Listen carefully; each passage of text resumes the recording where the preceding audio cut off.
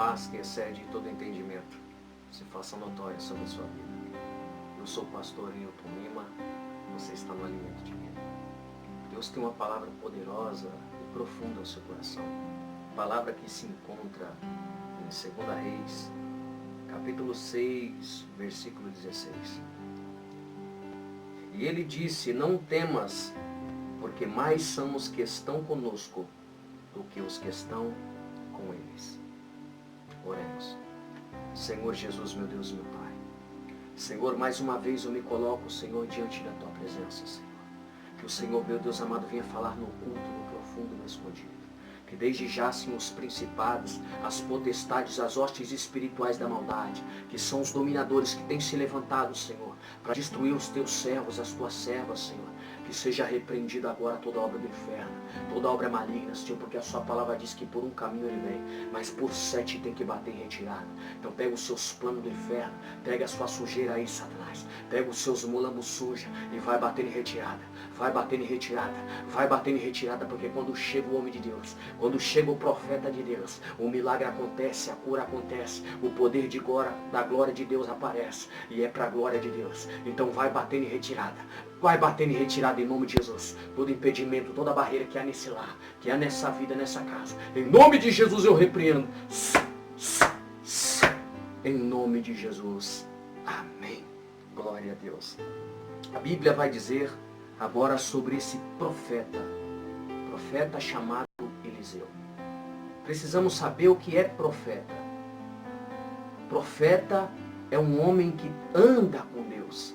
Ele tem compromisso com a palavra de Deus, com os seus mandamentos, com a sua lei, com os seus estatutos. O profeta, ele não tem outra coisa para fazer a não ser orar, jejuar, consagrar sua vida e ouvir a voz de Deus para fazer a vontade do Senhor. Esse é o desejo do profeta. É só estar ligado com Deus todos os dias, 24 horas por dia. As pessoas podem achar e chamar o profeta, então, de uma pessoa religiosa.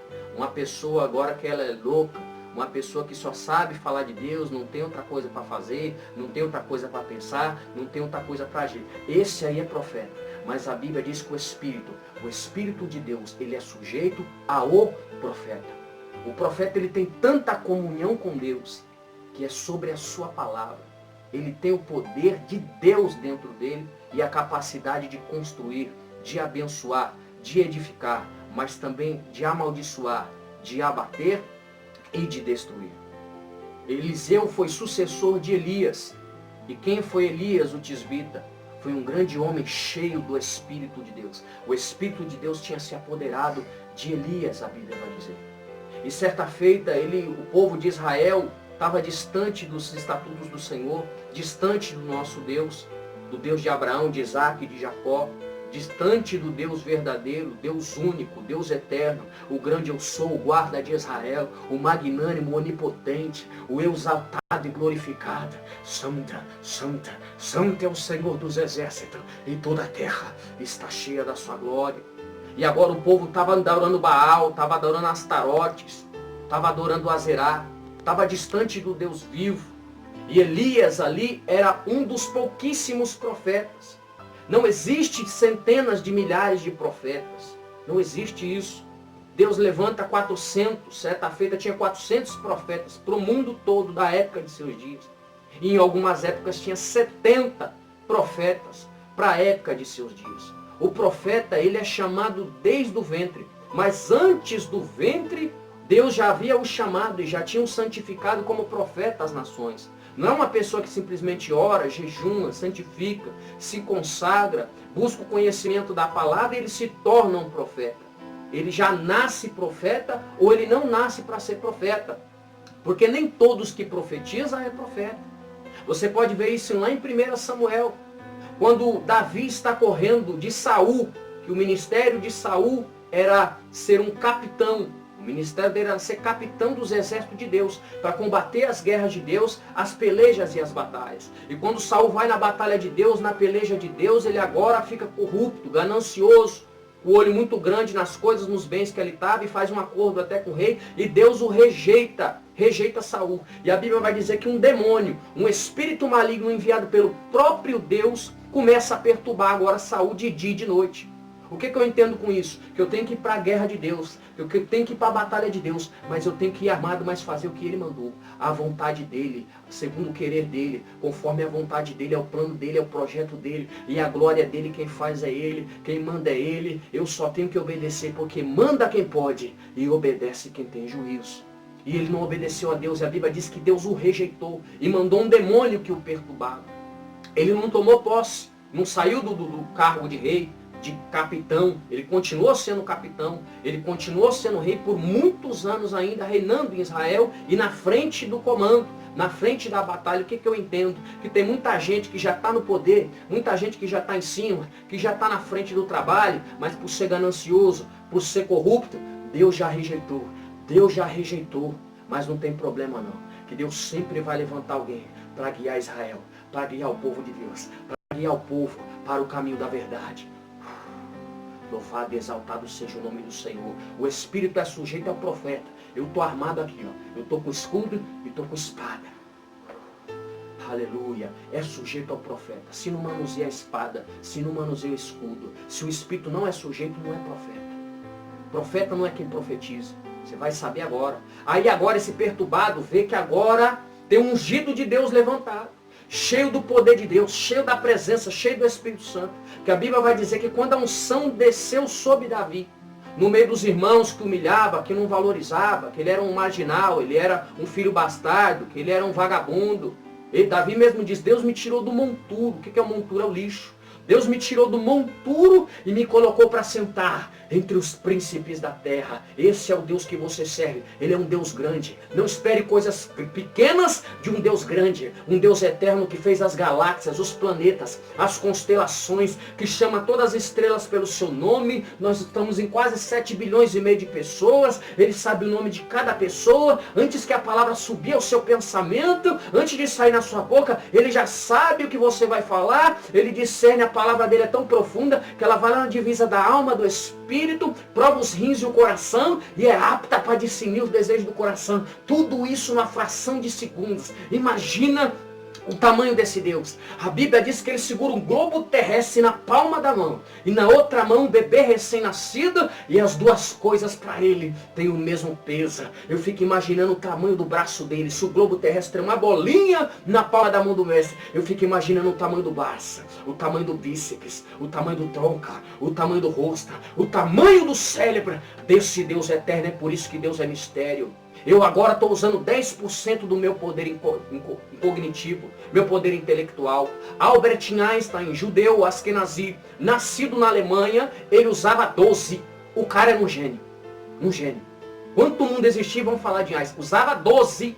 12. Eu só uso 10. Como eu poderia agora então entender e compreender os planos de Deus? Eu não tenho que entender, eu não tenho que compreender, eu tenho que obedecer. É ouvir a voz de Deus e seguir. É ouvir a voz de Deus e seguir. Isso se chama fé. A fé. A Bíblia diz que a fé, sem as obras, ela é morta. Porque Abraão e Raabe foi justificada porque teve fé. Deus falou para Abraão, sai da sua casa e do meio da tua parentela e vai para uma terra que ainda eu vou te mostrar. Isso aí é fé. Ele creu, acreditou e ele executou o plano e a vontade de Deus. É assim que você tem que fazer para ser uma pessoa vitoriosa, para você vencer o mundo, para você superar as vitórias, as barreiras, as batalhas e as lutas. E aí agora Saul vê que aquele ungido Davi, cheio do Espírito Santo, que quando desce a unção Davi no meio dos irmãos que humilhava, que não valorizava ele, a Bíblia diz que o Espírito de Deus se apoderou de Davi. Se apoderou de uma forma de Davi, que ele se tornou agora um guerreiro. Não era nada, não era ninguém. Mas agora o poder, a unção que desceu sobre a vida dele, ele agora se tornou um guerreiro. Então eu entendo que o Espírito de Deus, ele se apodera do profeta. E ele também se apodera do guerreiro. E Davi foi um guerreiro. E combateu os combates do Senhor nosso Deus. É claro que ele foi ungido a rei e não tomou posse daquele milagre. Davi agora matou o urso. Davi agora matou o leão. Davi aí matou o gigante. Às vezes você fala que minha vida é só provação, só luta, perseguição. Eu não entendo porque eu passo isso. Deus tem uma escola. E a escola de Deus é a vida. Deus vai te ensinar através das circunstâncias da vida. Davi passou pelo urso, que preparou ele para o leão, que preparou ele para Golias, que depois preparou ele para ser perseguido por Saul, que queria o matar. o rei de Israel. Então tudo tem um processo. Não adianta você querer pular fora do processo. Não adianta você querer atravessar o processo. Passa o processo na presença do Senhor. Passa adorando, passa glorificando. Porque Davi sabia que Deus estava na vida dele, que Deus ia honrá-lo. E esse cara perturbado vai lá e manda 50 capitões, um capitão de 50. Era um homem, um capitão com mais 50 soldados, para ir até Ramate Gileade, onde estava Samuel e os 70 profetas. O mundo todo, para você poder entender que profeta não é essa multidão de profeta que está por aí. E aí, agora esses 50 chegou lá, era servo de Deus? Era. Era os combatentes da guerra do Senhor nosso Deus? Era. Mas estava andando com quem? Estava andando com o perturbado. Estava vindo contra o servo de Deus, o ungido de Deus, para tocar no ungido de Deus. Já estava fora do centro da vontade do Senhor. O que eu entendo com isso? Eu entendo que às vezes o líder ele vai te mandar fazer certas coisas. E você não tem que seguir o líder, você tem que seguir a Jesus. Você tem que seguir a Deus, você tem que seguir a palavra de Deus. Ele é seu alicerce. As pessoas você respeita, as pessoas você ama, as pessoas você compreende. Mas você não segue o homem, você tem que seguir a Deus. Você tem que seguir e respeitar o homem sempre. Mas quando o homem sai do centro da vontade de Deus, sai da palavra de Deus, sai do centro da vontade de Deus, e Deus já te mostrou e você tenha conhecimento disso, você tem que pular fora. Porque mais vale, a Bíblia vai dizer, agradar a Deus do que agradar os homens. E aí esses 50 chegam lá. Quando chega lá, o Espírito de Deus toma eles. E eles agora não conseguem pegar Davi. E eles começam agora a profetizar. Aí Saul não contente mandou mais 50. Aí Saul não contente mandou mais 50. E aconteceu com esses 150 soldados, mais os seus 3 capitões, a mesma coisa, eles profetizaram. Não era profeta, mas profetizou. Não era profeta, mas Deus usou. Um profeta, sim, chegou e queria amaldiçoar o povo de Israel, amaldiçoar o povo de Deus. Profeta Balaão, louco, doido, querendo amaldiçoar o povo de Deus. E ele tinha o poder de Deus dentro dele. E Deus sabia que se ele fosse lá amaldiçoasse o povo ia ser amaldiçoado. E aí Deus faz o quê? Manda um anjo agora. Aí a jumenta tá lá com medo, vendo um anjo armado, ela entra num beco, o anjo para na frente do beco, armado, e fala, vem que você vai ver, vem que você vai ver. Você quer mexer com o povo de Deus? Você quer? Vem. E a jumenta já começou a ficar com medo, e Balaão bate 3 vezes nela, na terceira vai falar, peraí, mas eu sempre não te levei onde você quer? Eu sempre não fiz tudo que você me pediu? Eu já fiz isso aqui? Você não está vendo que está algo diferente acontecendo? Você vê, quando o profeta quer perseguir, quer amaldiçoar, quer destruir, ele não está nem enxergando nada.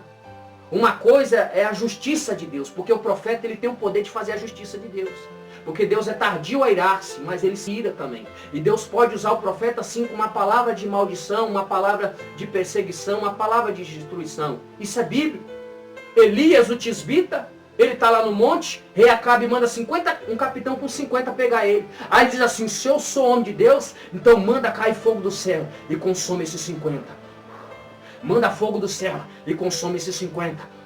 Pela segunda vez. Na terceira vez, o outro capitão já vem tendo reverência. Respeitando o homem de Deus, respeitando o profeta. Então respeite o profeta, não toque na unção. Hoje as pessoas estão dizendo, nem todo que diz Senhor, Senhor vai entrar no reino do céu. Jesus disse que aqueles que praticam a iniquidade não vai entrar lá. Porque curaram, fizeram, não os que estão fazendo. Então se a pessoa está cheia do Espírito Santo, está cheia de Deus, cheia do poder de Deus, você não tem que mexer com ninguém, você tem que amar todo mundo. Essa que é a verdade. Porque o Evangelho é isso aí, amar Deus de todo o nosso coração e o próximo como a nós mesmos. Então se a gente ama o próximo, a gente vai abençoar, a gente vai ajudar, a gente vai ser irmão, vai pegar na mão, dar a paz do Senhor, dar um sorriso, abençoar, orar pelo irmão, ter paciência com os mais fracos. Porque o Evangelho é isso aí, é amar Deus de todo o coração e amar os irmãos. Porque se não tiver amor, não adiantou nada. Não adiantou nada. E aí a Bíblia vai dizer agora, em nome do Senhor Jesus, que agora esse profeta manda cair fogo do céu e consome 150 pessoas. Só que não foi só isso. Antes disso, morreu 850 pessoas. Os 450 profetas de Baal e os 400 de Azerá. No Monte Carmelo, onde ele faz uma só oração e Deus manda cair fogo do céu e consome o holocausto. Isso é profeta, irmão.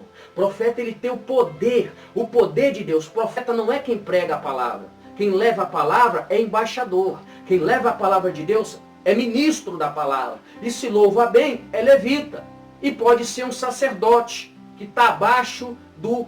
Eu falei do profeta, falei do guerreiro, que foi Davi, e também tem o juiz. Samuel, além de profeta, ele foi juiz em Israel. O que o juiz em Israel fazia? Ele vinha andando pela cidade, uma vez por ano, passando pelas cidades, vendo se o povo estava seguindo os preceitos de Deus, seguindo as leis de Deus, seguindo os mandamentos de Deus. O juiz, ele segue a doutrina da palavra de Deus e ele traz afim com essa palavra e não tem barganha com ele. Ele vem e fala a verdade, fala, isso não é de Deus, para com isso aí, vamos mudar isso aí, Deus é desse jeito, é dessa forma que Deus quer. E o Espírito apodera do juiz que julga as causas do Deus eterno e poderoso na batalha, aleluia. Esse é juiz. Então essas três categorias, esses três ministérios de Deus, o Espírito de Deus se apodera. A Bíblia diz que o Espírito de Deus se apoderou de Sansão. Sansão que foi nazireu, né? O primeiro juiz. E ali Sansão, o Espírito tomava ele com a queixada de jumento matou 1000 homens